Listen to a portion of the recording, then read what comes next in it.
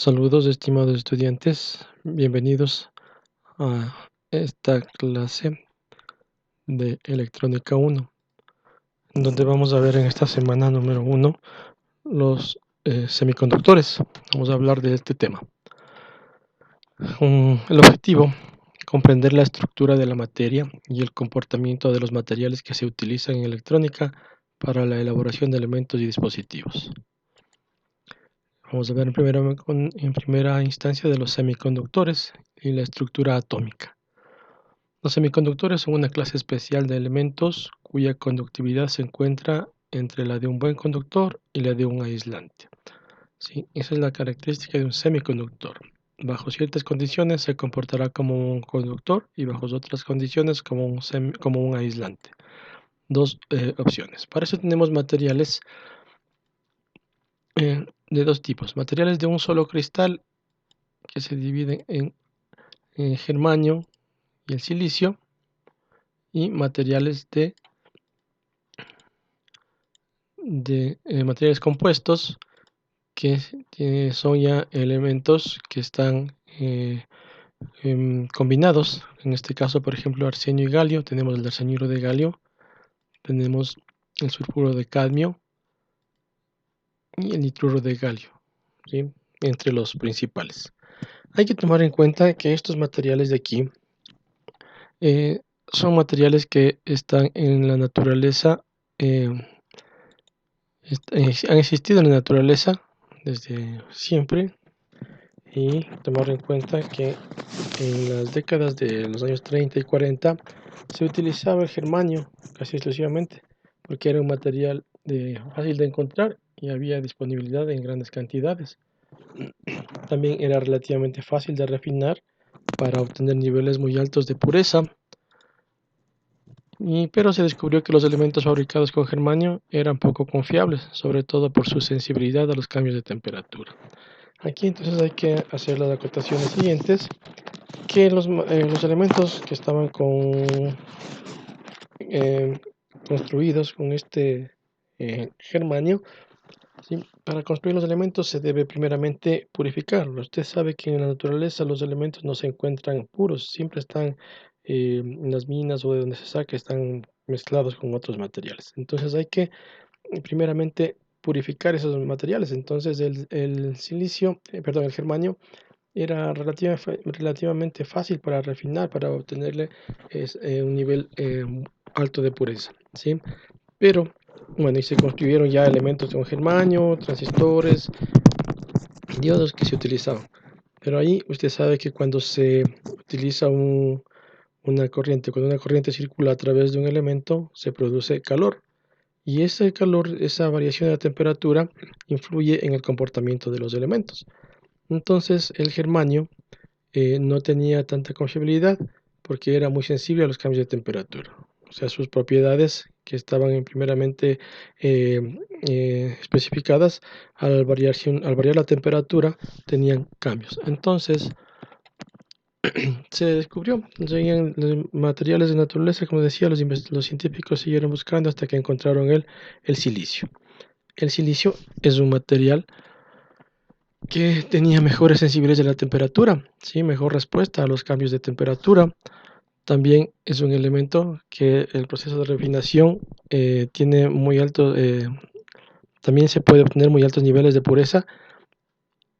Al principio todavía no estaba tan desarrollado, ¿sí? Pero ya en el 1954 se presentó ya el primer transistor de silicio, y viendo que sí tuvo una mejor respuesta a los cambios de temperatura, se convirtió en el material semiconductor preferido. Además de tener estas características de la respuesta de los cambios de temperatura, también es un material que existe abundantemente en la Tierra, ¿sí? Entonces no había problema en utilizar este material de silicio. Sí, pero con los avances de la electrónica, usted sabe que cada cierto tiempo la electrónica sigue avanzando en los descubrimientos con la microelectrónica, la nanoelectrónica. En su tiempo seguía avanzando y necesitaba mayor velocidad para funcionar los equipos. Entonces, la fabricación de elementos, igual asimismo se volvió cada vez más necesaria que tengan una mejor respuesta, ¿sí? Las computadoras, como decía, operan a velocidades más altas y los sistemas de comunicación también necesitaban un nivel de desempeño mayor, mejor. Entonces se buscaron otras alternativas, ¿sí? Para satisfacer estas necesidades. Entonces se recurrió ya a la combinación de materiales. Como primer resultado se obtuvo el arseniuro de galio, ¿ok? Como vimos en ese momento, combinación de galio y arsénico a principios de la década de 1970. Este material ya compuesto operaba a velocidades de hasta 5 veces la del silicio, que entonces estaba eh, de acuerdo a los cambios que se tenía de los equipos en ese tiempo. Sí, lamentablemente el arseniuro de galio es más difícil de fabricar. En la actualidad, sin embargo, se utilizan estos elementos compuestos para la fabricación de lo que son los circuitos integrados a gran escala, los VLSI, por sus siglas en inglés, ¿sí? Que estos funcionan, mejor dicho, a alta velocidad. Por lo tanto, son convenientes los materiales compuestos para estos elementos. Vamos a hablar a continuación de cómo está conformado los materiales de estos semiconductores y vamos a hablar del enlace covalente y los materiales intrínsecos. Vamos a comenzar primeramente recordando la configuración atómica de estos elementos. Tenemos aquí nosotros en el ejemplo, tenemos un átomo de silicio y un átomo de germanio, donde recuerden que los átomos están conformados por un núcleo, donde están las cargas positivas y neutras, y en, a su alrededor del núcleo tenemos unas capas en las cuales están ubicados los electrones, que son las cargas negativas, que son las que se van a utilizar para nuestros materiales. Entonces, como podemos ver aquí, el silicio tiene 3 capas y en la última capa tiene 4 electrones, ¿sí? Que se llama la capa de valencia. Cada uno de los electrones conforma un electrón de valencia. ¿Qué es un electrón de valencia? Un electrón que puede salir de esa capa y ubicarse en otro lado. En el germanio tenemos 4 capas y en la última capa también tenemos asimismo 4 electrones. ¿A qué se refiere esto del enlace covalente? Usted sabe que en la naturaleza los elementos no están solitos ahí dispersos, siempre están conformando grupos, se agrupan más aún los electrones que establecen estos enlaces. Tenemos nosotros, fíjese, átomos de silicio, tiene los 4 electrones, cada uno de esos electrones establece un enlace, es como un campo de fuerza que se atrae con los otros electrones de los átomos adyacentes para establecer este tipo de estructuras, ¿sí? Este enlace es reforzado para compartir electrones, se llama enlace covalente. Sí, es como un campo de fuerza que les permite mantenerse unidos a los electrones. Este enlace covalente produce un campo de fuerza, como decía, entre los electrones de valencia. Sí, pero estos electrones puede ser que sean movidos de sus posiciones cuando haya algún tipo de energía proveniente de causas externas que rompa ese enlace y pueda ese electrón asumir un estado de electrón libre. ¿Sí? Ese término libre se aplica a cualquier electrón que se haya separado de la estructura anterior que vimos, la estructura del covalente, del enlace covalente. Entonces, cualquier electrón que salga de esa estructura es un electrón libre. Y esto es, como les decía, de acuerdo a cualquier campo eléctrico que se aplique sobre este material. Sí, por lo general el campo eléctrico está por algunas fuentes de voltaje o alguna diferencia de potencial que se ha aplicado al material. El término intrínseco se aplica a cualquier material semiconductor que haya sido refinado, que haya sido purificado, ¿sí? Para reducir el número de impurezas al nivel más bajo posible. Es decir, obtener lo más puro del elemento, que hablamos hace un momento de la purificación de los materiales. Entonces, un material que ha sido purificado es un material intrínseco. Los electrones libres presentes en un material solo pueden salir de ahí debido a, como vimos, a causas externas, ¿no? voltajes o en diferencias de potencial que sean aplicadas.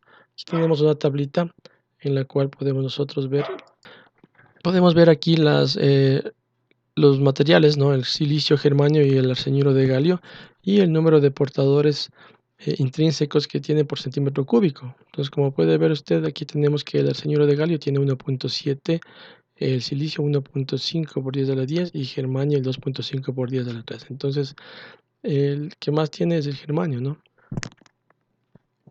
Ahora, si a si a un material de estos materiales purificados o materiales intrínsecos se le añade algún tipo de impurezas, ¿sí? Una impureza obviamente de un material apropiado, esto hace que ya la estructura cambie y el comportamiento del material también tenga un comportamiento diferente, como lo podemos ver más adelante en el gráfico. Entonces, la capacidad de cambiar las características o el hecho de insertar algún tipo de material diferente a un material intrínseco, eso se le conoce como impurificación o dopado, o dopaje también se le llama a veces. Entonces, a un material se le puede aplicar impurezas para cambiar su característica. ¿Sí?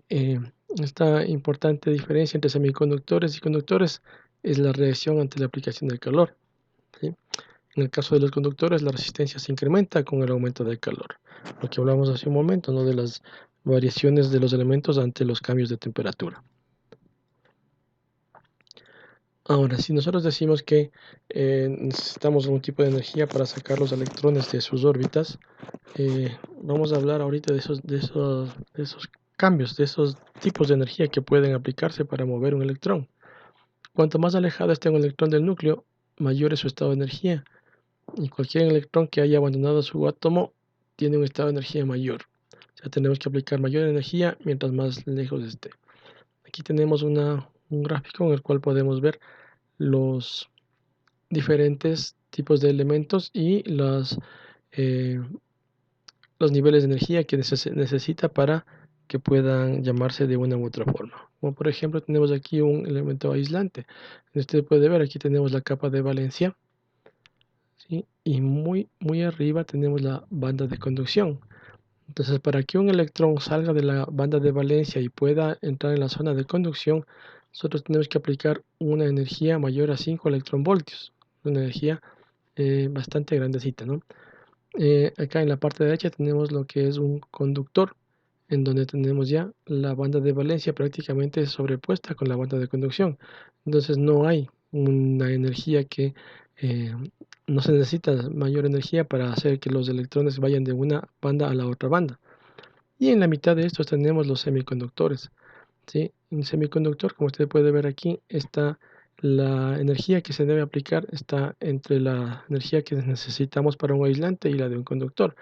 Por eso es la característica de los semiconductores. No se necesita mucha energía para mover los electrones, de tal manera que puede pasar de un estado a otro estado, de un aislante a conductor y viceversa.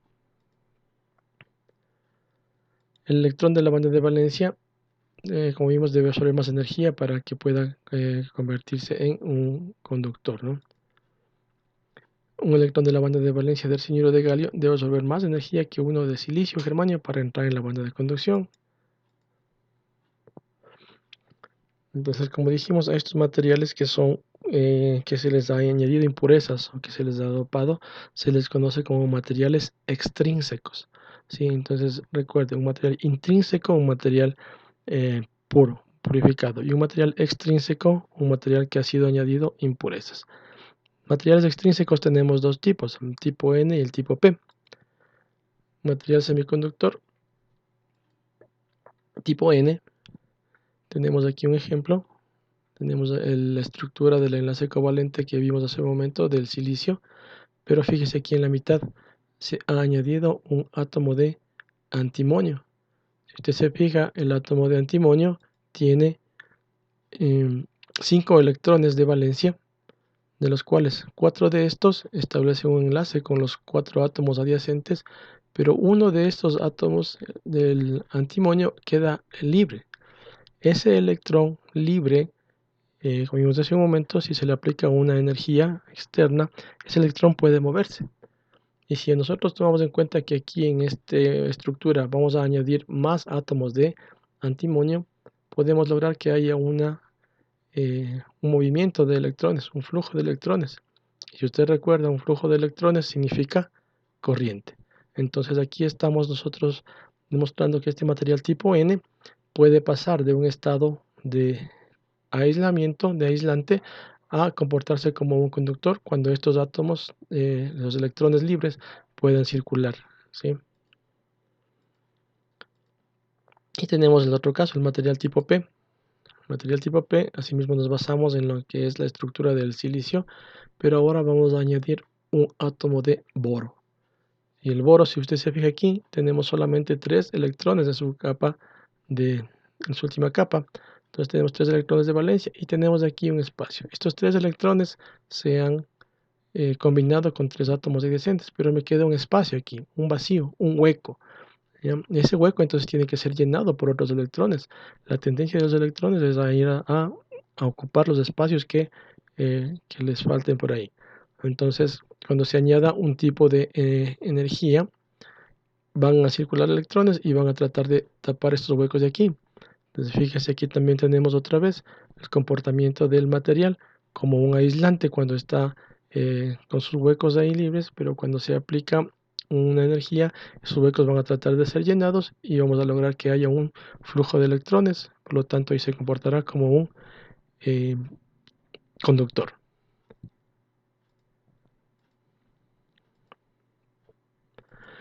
Dentro de estos ejemplos que estamos viendo, nosotros vamos a tener entonces este concepto de portadores mayoritarios y portadores minoritarios, ¿sí? En un material tipo N, el electrón se llama el portador mayoritario y el hueco el portador minoritario. Aquí tenemos entonces los iones, los donadores, los portadores mayoritarios y el portador minoritario, ¿sí? Entonces, en material tipo N, los portadores mayoritarios son los electrones, ¿sí? Y el otro caso tenemos los, el material tipo P, donde nosotros el hueco es el portador mayoritario y el electrón es el minoritario, ¿sí? Como usted puede verlo aquí, las estructuras de los elementos. Bueno, hasta ahí en la clase de hoy. Nosotros tendremos entonces que realizar actividades dentro de esta semana que están en la plataforma, como por ejemplo revisar el material de lectura que se ha puesto en donde se indican los libros y páginas que usted debe leer. Sería bueno que lo lea antes de entrar a la clase para que pueda usted hacer preguntas y entender lo que estamos hablando. Sí, como complemento puede revisar también el video, ¿sí? Que se llama clase 1. Los estudiantes deben participar activamente en el foro. En la plataforma para esta semana hay un foro planteado en el cual deben participar los estudiantes. Debe realizar la tarea correspondiente, ¿sí? Recuerde que eh, cada semana tenemos nosotros las actividades de foros, de chats, algún tipo de cosas, o también tenemos nosotros las tareas y evaluaciones. Entonces, una tarea que por lo general para esta materia es resolver ejercicios propuestos, digitalizar el archivo y subirlo a la plataforma. Y una evaluación al final, una evaluación que será un cuestionario de unas 5 preguntas que son de teoría para evaluar lo que usted ha captado de la esto. Muchas gracias, esperemos en la clase entonces por tener más interacción con los estudiantes.